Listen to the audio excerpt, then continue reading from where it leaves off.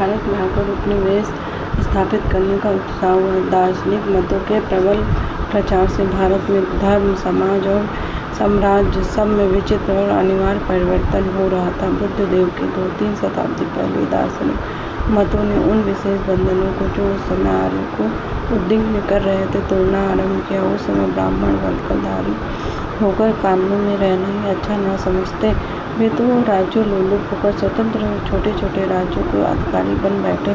क्षत्रियगण राज्य दंड को बहुत भारी तथा अस्त्र शस्त्र को हिंसक समझकर उनकी जगह जप चक्र हाथ में रखने लगे। वैश्य लोग भी व्यापार आदि मनोलोभ योग न देकर धर्माचार्य की पदवी को सरल समझने लगे। और तो क्या, भारत के प्राचीन दास भी अन्य देशों से आई हुई जातियों के साथ मिलकर दस्युवृत्ति करने लगे। वैदिक धर्म पर क्रमशः बहुत से आघात हुए जिनसे वह जर्जर हो गया। कहा जाता है कि उस समय धर्म की रक्षा में तत्पर ने आबुलगिरी पर एक महान यज्ञ करना आरंभ किया और उस यज्ञ का प्रधान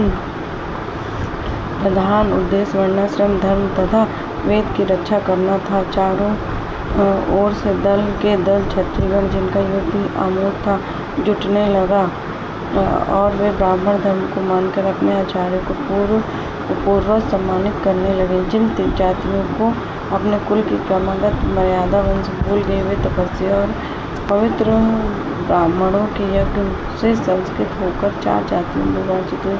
इनका नाम अग्निकुल हुआ। संभवतः इसी समय तक्षक और ईता या नागवंशी भी क्षत्रियों में एक श्रेणी में गिने जाने लगे। यह धर्म क्रांति भारतवर्ष में उस समय हुई थी जब जैन तीर्थंकर पार्श्वनाथ हुए, जिनका समय ईसा से 800 वर्ष पूर्व माना जाता है। जैन लोगों के मत से भी इस समय विशेष अंतर नहीं है। ईसा के 800 वर्ष पूर्व यह बड़ी घटना भारतवर्ष में हुई, जिसने भारतवर्ष में राजपूत जाति बनाने में बड़ी सहायता दी और समय समय पर उन्हीं राजपूत क्षत्रियों को बड़े बड़े कार्य किए। उन राजपूतों की 4 जातियों में प्रमुख परमार जाति थी। जहाँ तक इतिहास पता होता है, उन लोगों ने भारत के विभिन्न प्रदेशों में फैलकर नवीन जनपद और अच्छा कीर्ति उपार्जित की। धीरे धीरे भारत के श्रेष्ठ राजवंशों में इनकी गणना होने लगी। यद्यपि स्कूल की भिन्न भिन्न शाखाएं 35 शाखाएं